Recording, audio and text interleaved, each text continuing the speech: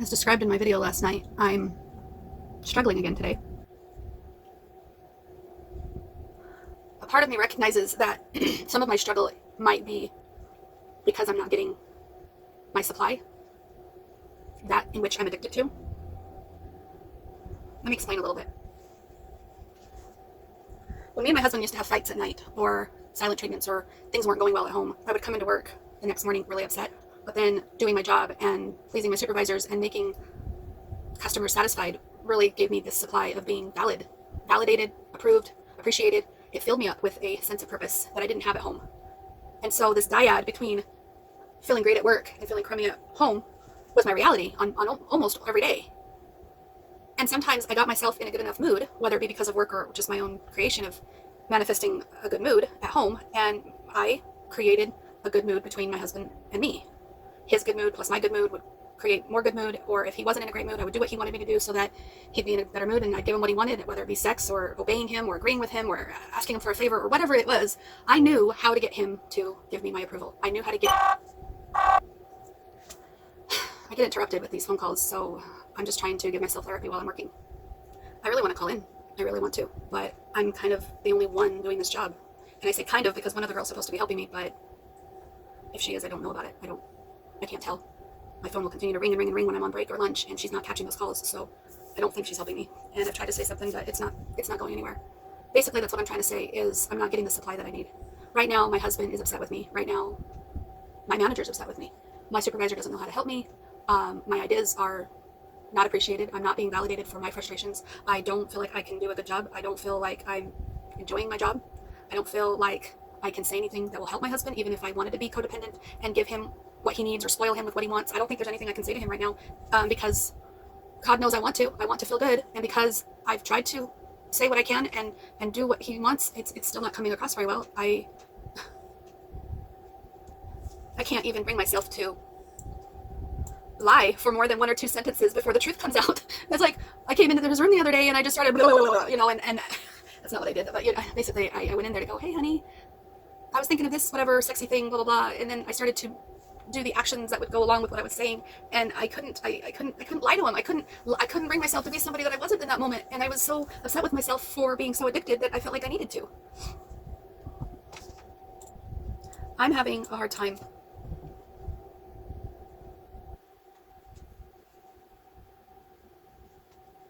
feeling good in the absence of not getting what I need from other people. I don't feel like I can give myself my own satisfaction and my own approval and my own validation, because I feel very much in need of something from someone else. And that I know, fundamentally, I know, I'm challenging myself to remember, I know that that's not true. I know that my happiness shouldn't rely on other people or my work or my husband or my kids or my mom or whatever. I should feel as if I can detach from that need and just supply myself with my own peace and my own love, self-love, and all that stuff. That is the answer.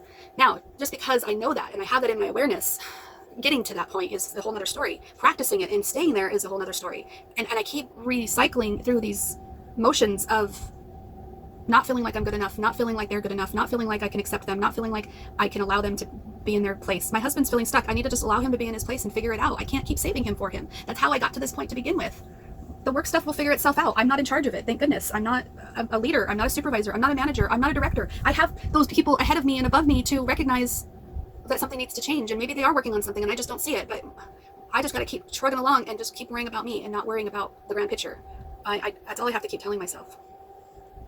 So this has already been long enough, but maybe I'm just going to record until the tape runs out, because what I wanted to do was give myself some self-help therapy. I found a Tony Robbins audio that says feeling lost, how to find yourself again. And that I can really appreciate, because I have the Designing Your Life workbook and the chapter book that goes along with it, and I haven't started it yet, but it was all for the purpose of trying to find my identity, and I'm having a hard time carving out sections in my day where I can dedicate time to read it. I'm not putting myself first. I'm trying to, and it's coming out all wonky. It's coming out all wonky, and here's what's wonky about it. I recognize that me going to my husband to feel good is like a dopamine high, oxytocin high that I get. Same with work, right? And that high that you feel when you're getting exactly what you want from an outside source, can be very addicting. And because I'm not getting that from them, I'm taking the time that I do have and going inward, but then also using outwardly things to cure my dopamine fix or give myself a good distraction. So I'm looking at YouTube videos and I'm editing videos and I'm looking on Facebook, scrolling through Facebook, writing, journaling. I'm just doing everything I can to survive another day. And yeah, I've just had some rough thoughts that I'm challenged with that I have to keep trying to overcome. So anyways, this Tony Robbins, Feeling Lost, How to Find Yourself Again, tells me that I can find myself. Repurposing, designing my life is telling me I can. So that's giving me hope, and that's what this video is going to be. It's going to be my journaling of what he's talking about. So I'm going to start playing a little bit of it, okay? And he's talking just a little bit faster because I sped up the voice so that he wasn't speaking so slowly. You and I want to know what it takes to be happy. We have to understand what is our current blueprint of how our life's supposed to be. And what do I mean by blueprint? Well, we have a story in our head of how life's supposed to be. Some people's story is you work hard in school, you become really great, you're a nice person, you're a good person, and then you grow up and you take care of yourself and you find the ideal man and you fall in love, you have a wife that can fence, and you have 3 perfect children, and you live happily ever after. Somebody else's story, the old story was you work really hard in school, you excel in college, you go to work for a big corporation, and you move up through the ranks until you're the president or chairman of the company, and you become successful and respected throughout life. These are some old stories. Obviously, the stories that we hear today of what people's lives are supposed to be like are completely diverse. We no longer have these little archetypes. But one archetype still seems to remain. And that archetype is, in order for you to really feel like you're enough, many people believe they have to achieve an enormous amount. They may do it in different ways. They may do it by building a company and taking it public when they're 27 or 25 years old, or they find and create a new technology, or they become a very special doctor. But we live in a culture in the West that teaches people that you're not enough unless you do something really special and unique, and we define special and unique in interesting ways. A school teacher is not special and unique. A mother who stays home with her children day and night, sculpting their minds, their bodies, their souls, and their future is not special. We live in a world today where we treat teachers like they're nobody and pay them accordingly, and we wonder why our children seem to have challenges in learning and growing or being engaged in school. We spend thousands of dollars on some item like a computer, but what we look at overall, we invest in for the teacher and for the person who's the personal connection with them is so small. We live in a society where many women look down and say, well, you're just a housewife, you're just a mother. See, some of the pain we have in our society is not because there's one right or one wrong approach, but because we try to make everybody fit into some particular approach to life. Here's what's going to make you happy or make you unhappy in life. It's real simple. Let's do a quick test. If you're in a situation right now where you look at your life, I know there's an area of your life that you probably feel pretty darn good about. Even if you're not happy with your finances, I bet you feel damn good close to your kids. Or if you're not close to your kids, if you don't have any kids, maybe you feel really good about your career. If you're doing not so good in your career, maybe you got a really great body that you've trimmed down or strengthened up, or you really shaped yourself the way you want, muscularly, or the way you look. Or if that's not happening, maybe you feel a really special connection with God, or really close to your mother or father or your family, whatever. Almost everybody has an area of their life they feel really good about if they're honest, if they're fair to themselves. What's an area of your life you really feel happy about? I want you to think about it for a moment, truthfully. What's an area in your life today that if you wanted to be happy about it, you really could feel proud about it? You could feel like it's an area you're doing darn well in. And if you're really hard on yourself, there's still an area. What's an area? I want you to think of it right now. And I want you to think of that area, whether it's your body or your finances or your career or your intimate relationship, your relationship with your kids, your relationship with your creator, whatever it is. I want you to think about why are you happy with that area of your life right now today? Why are you happy with that area of your life right now today? Really think about it. If you're in a seminar with me, I'd have you write this down.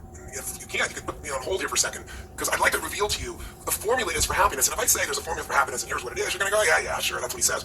But if you put down the answer and we can see the formula is real without me telling you what it is, you get to look at your own life and say it matches. You're going to know this is right. So you can stop this right now if you want, put me on hold, and just write down what's an area of your life you're really, really happy about. You're really pleased with, or you could be if you wanted to focus on it. And why are you happy with that part of your life right now? Even if you're not happy with everything, what's the area you're happy with and why? Okay, so I know that was quite a bit of Tony Robbins talking, and I wasn't intending on having him talk so much, but I think it gives a good introduction to the whole idea of our blueprint and what we think we're supposed to be and what we think is supposed to match up with our expectations of life and what it was supposed to look like. And in my specific scenario, if I'm giving myself therapy right now, which is what I'm trying to do, I guess my blueprint for life is that I was hoping that I would be successful at a career, happy and in love with my husband, a good mom. I never expected to be skinny per se, but healthy. I want to be a healthy weight. I don't want to be a neat freak, but I don't want to be a hoarding slob like I am. So my blueprint for life, of course, has not quite gone the way I expected or hoped it would. And he asks, put it on pause, see if there's an area in your life that you can say without a doubt that you feel pretty good about. And when you're feeling pretty crappy about your life, you have a really hard time finding anything positive. Trust me, right? Aren't I right about that? Okay, so what is something good I feel like about my life?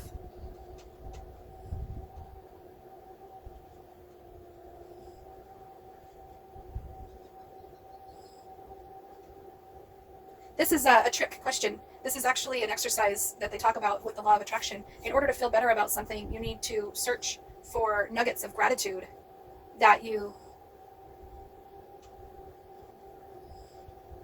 that you can find amongst all the dirt. Like when you go gold panning, you have all the dirt in your little pan and some rocks and stuff like that. But can you see the nuggets? Can you see the awesomeness that's inside all this hard stuff? When it's hard to see the awesomeness, you got to search for it. You got to search for it. And that's what I'm trying to do right now. I'm trying to search an area of my life that I'm not feeling negative about, that I'm not feeling irritated about. And that's hard. It is really hard to search for nuggets amongst a bunch of dirt and rocks. And it's really hard to search for areas in my life that are going well when I feel so crappy.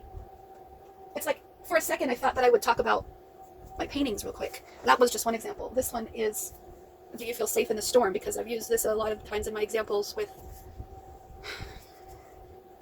feeling like I'm on a boat, and when Jim yells at me, I feel like he pushes me off the boat. I feel like I'm drowning. I feel like I'm trying to swim up to shore, swim to the boat, search for a door to float on. I feel like I'm being pulled down with an anchor when he talks down to me, when he doesn't understand me, when he doesn't connect with me. And I learned many years ago that I'm not drowning as long as I remember I have a life jacket. But if I don't remember I have a life jacket, then the life jacket's not going to help. And they say the life jacket is my tools in the toolbox. It's my coping, my healthy coping. It's my leaving the room during an argument. It's my taking deep breaths. It's my taking a minute to just think about what I want. It's my looking for gratitude. It's my trying to stay balanced analogy with the bicycle. I love my bicycle analogy. You steer too far to one side, you're going to fall. You steer too far to the other side, you're going to fall. I try to stay my balance. And in my life right now, I feel like finding my independence away from my husband is too far of a steer for my bicycle. It's leaning too far for me. I don't want to find independence from my husband, and I don't want to be codependent to him either. I just want to be in the middle of the road. I always want to ride the bicycle.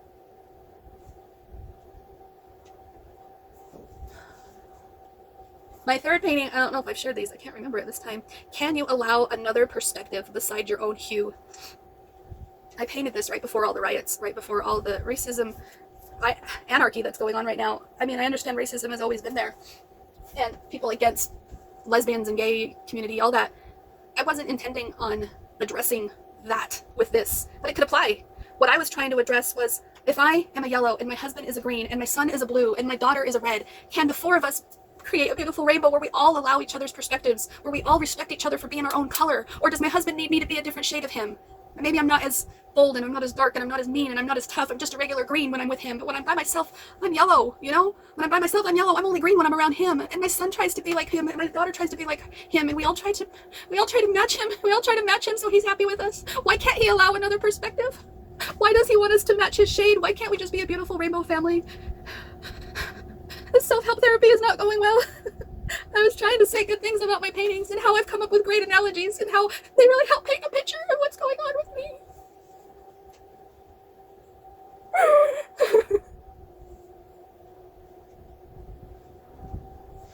And I want to shut myself up. Crystal, stop crying. Crystal, you're being ridiculous. Crystal, no one wants to hear you cry. Crystal, Crystal, Crystal! I locked my door for the first time since I moved in here. That door has been an open door for my husband to just barge in whenever he wants. Still not respecting my space, still not respecting my privacy, my time that I need for myself to heal. I need to stop looking to him to supply me with my addiction. And when he comes in here, he's demanding his addiction, he's demanding to know what I'm doing, he's demanding to know his answer to his question or whatever excuse he makes up for coming in. I'm not hiding anything from him, I'm just hiding from him. I think about leaving him still. And I'm like, why, Crystal? Why? Why are you thinking about leaving him still? You did leave him. You're in this room. This should be enough for you, Crystal. Why isn't this enough for you?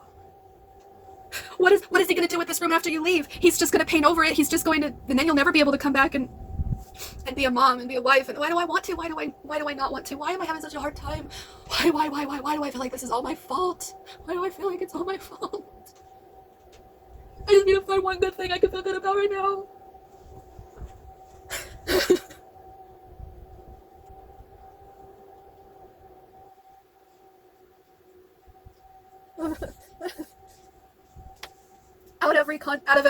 Out of every contrast is born a rocket of desire. I want to know what is being born right now, what is being manifested, and what is being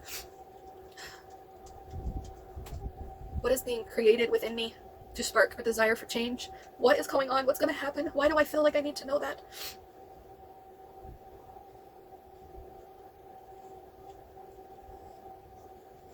I don't know if I showed you the other one. My first one I did was, what are you aiming for? Because Right now, I don't know what I'm aiming for. I'm taking the bow and I'm letting it go into outer space for all I care.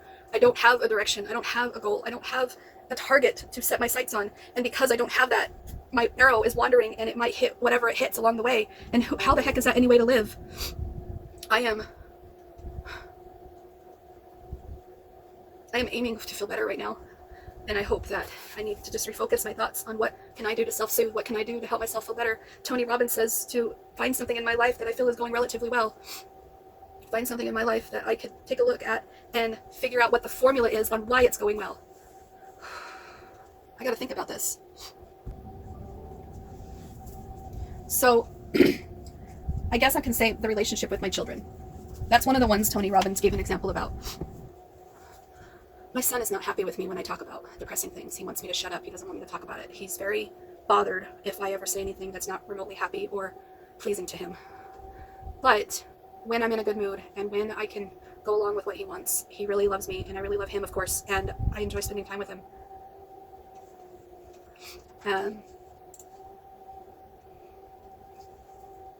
My daughter is going through some rough stuff, and she loves to spend time with me, just hanging out. We don't talk a whole lot. She's not so much interested in talking as much as she's just interested in being with me. She'll hug me and hold me and accept me with wherever I'm at, and she will keep her thoughts to herself for the most part, but she will open up once in a while, and I really appreciate the bond that I have with my kids. Even if it's not the best, I appreciate the heck out of it. Especially for as shitty as I've been, they've turned out really awesome.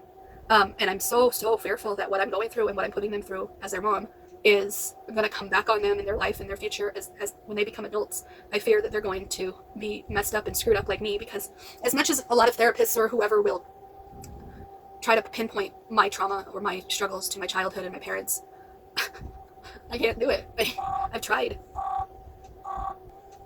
I've tried to look at my mom and dad harshly. I've tried to look at them critically. I know my mom has had her issues, and same with my dad, but I was clothed and I was fed and I was allowed to cry, and I got hugs, and I was told I was loved, and I was told I was great. I was told that I was gonna amount to big things and I was gonna fall in love, and I didn't get a whole lot of warmth from my stepmom, but my life wasn't terrible as a kid. I never thought so as a kid. I never thought my parents were so terrible. I mean, as a teenager, yeah, I butted heads with my dad. I tried to commit suicide at one time because of how emotional I got. But when I look back on my life, I don't blame my parents. I blame me. I think I'm fundamentally messed up. I think there's something wrong with me. I go through psychiatrists and pill taking and therapist after therapist after therapist. I try to blame my husband's abuse towards me and try to turn it and spin it and say, well, maybe it's me that makes him abuse me. And I get so messed up on what's what and what's not what. So even though I think my mom and dad did pretty darn good considering, I know I'm messed up. And so even though I'm not doing so good as a mom, whether my kids blame me or not, I'm afraid I'm messing them up. I'm afraid they're dispositioned to emotional issues like I am. Are we all predispositioned for emotional issues like this, or are there some that are more chemically imbalanced than others? I kept trying to force myself to believe that I wasn't chemically imbalanced. I was just a product of emotional abuse, and maybe that's true. Maybe it's not. Maybe the pieces are so blended together that it's not one or the other. Maybe it's a little bit of both or a lot of bit of both. All I know is I've been talking for 30 minutes. I've only watched 4 minutes of Tony Robbins' video, so maybe I'll do another video here in a few minutes. Maybe this will be a series of videos that are so stupidly long. But I really want to feel better today. I really want to feel better today. So if you happen to be watching, then great. Thank you. Thank you for being in my corner. Even if you don't agree, thank you for being a witness to my life, because I'm feeling so flippin' alone. But if you're not watching, of course, you're not going to see this. I'm doing this for me. I'm not doing this for you. I'm not doing this for an audience. I'm not doing it for likes, monetization, anything like that. I'm doing this because I need help, and I want to feel less alone. What was I saying? I'm alone in this journey of mine, and I like knowing that maybe somebody out there will make a comment below that they got to this point in the video, they understand my pain, they know where I've been, this is what helped them, or this is where they're currently at. Can I help you? My Marco Polos. I was Marco Poloing so much after moving into this room, so flippin' much. I definitely traded my addiction from my husband to my addiction to needing support. I needed validation. I needed love and acceptance for what I was doing, and my Marco Polos gave me that. And then people started to stop responding, and they stopped Marco Poloing, and I started feeling better. And now that I'm not feeling better, I feel like I'm just going backwards, and I'm being needy again. And God, why am I so damn needy?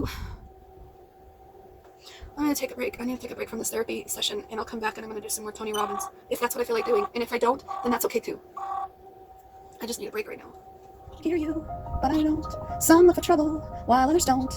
There's 1,000 reasons I should go about my day and ignore your whispers that I wish would go away. Oh. You're not a voice, you're just a ringing in my ears. And if I heard you, which I don't, I'm spoken for, I fear. Everyone I've ever loved is here within these walls. I'm sorry, secret siren, but I'm blocking out your calls. I've had my adventure, I don't need something new. I'm afraid of what I'm risking if I follow you into the unknown, into the unknown, into the unknown.